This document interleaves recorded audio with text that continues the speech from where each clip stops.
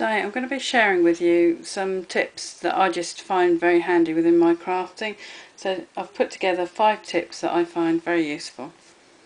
First one here came about by accident. As you can see, I've got a matted piece of backing paper and I didn't quite go right to the edge with my double-sided tape, and I get slightly frustrated. I don't like, to have that. It's not much, but it's just something that can bother you. And I thought, oh, what I need is micro dots, and I hadn't got anything, but I had one of the running tapes pens which had these little dots on, and I'd nearly come to the end of the tape, so I thought, oh, I'll use that. So what you do is you take the micro dots, or the tape runner, and just slide it underneath your work, and then press down, and then release up, and then the sticky bit would have got to the underneath, and just press it down, and that's an easy way of sorting your corners out. And like I say, now, because I find it quite a useful tip, I've just disassembled one of the tape pens, because I like having the small compact little tape run the pen. So that's the first tip. The second one is how to deal with frayed edges. Sometimes when you've got ribbon you can come across the mess.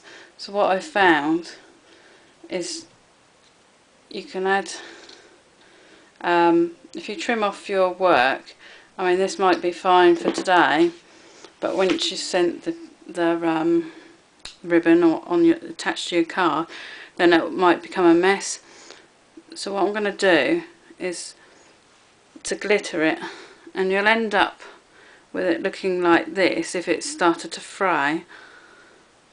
And how you go about sorting that out is to glitter it, let the glue stick, and then trim off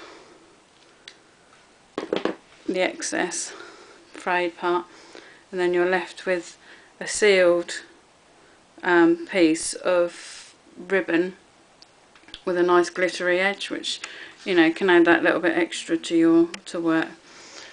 So to go about this, I take I'm just using some Pinflair glue, rub it along, and here if you've got a scrap piece of card underneath, it helps, because you don't want it too thick. You can use other glues, but this is just what I had to hand. And then take your glitter,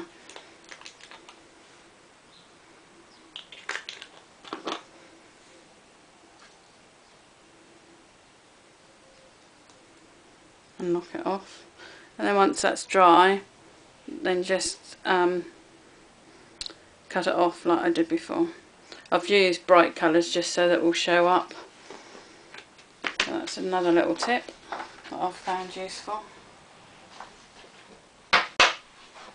And now this third one is a bit about the crafter in me that doesn't like wasting things. So what I've done is I've taken some of the paper lace that you quite often get. So here's your piece of lace.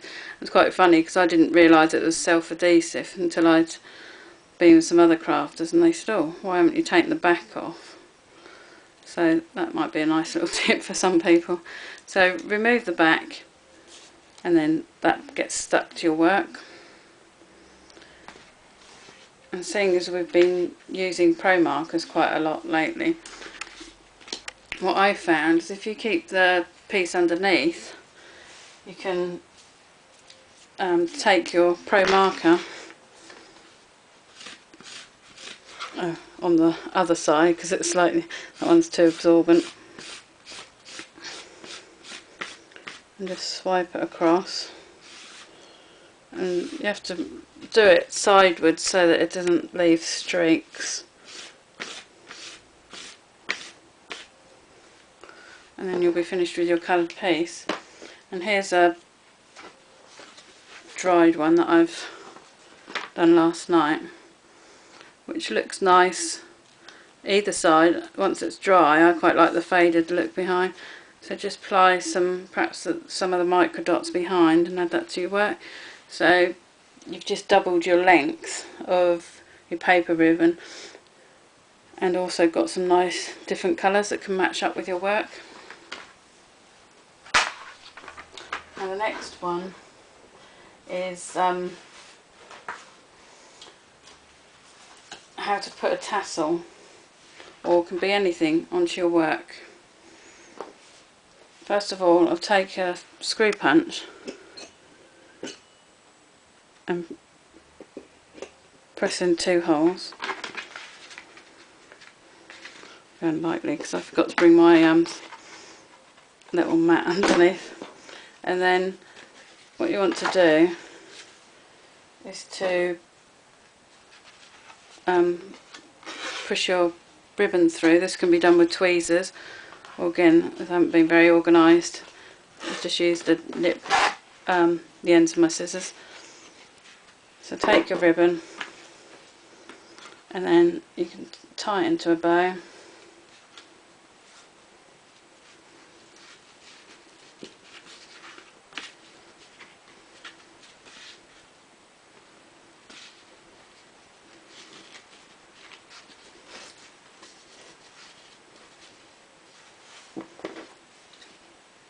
Trim off the ends, and then I remove the cellophane, which normally should come straight off, and then you have a tassel attached with a bow. But this technique is great for using Christmas decorations if you want to give you a decoration as a gift, but you don't want it to be glued to the card. But I've just, for this instance, shown you with a tassel. My final tip is how I like to edge a card. I like to put a border around using a scoring tool. So if you take a ball tool and just line up your work along the edge and score down.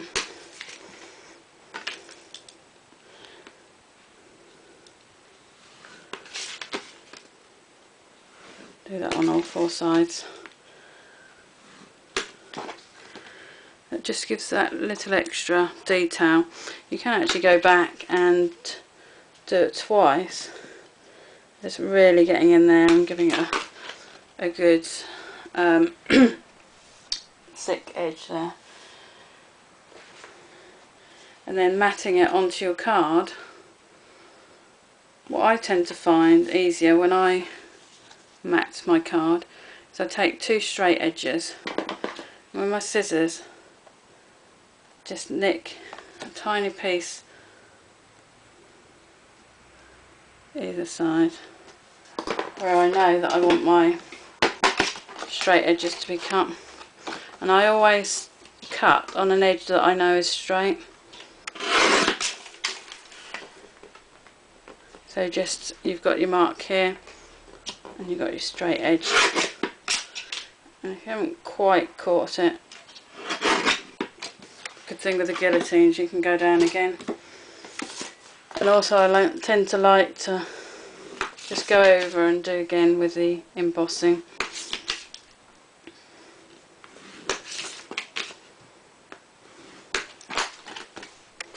And then you can use foam tape or a double-sided tape and just mount that onto your memory board, which gives that nice, crisp, clean, straight edge, and is easily achieved just by using that technique. Hope you've enjoyed these tips for today, and hopefully I'll come back with some more different ideas.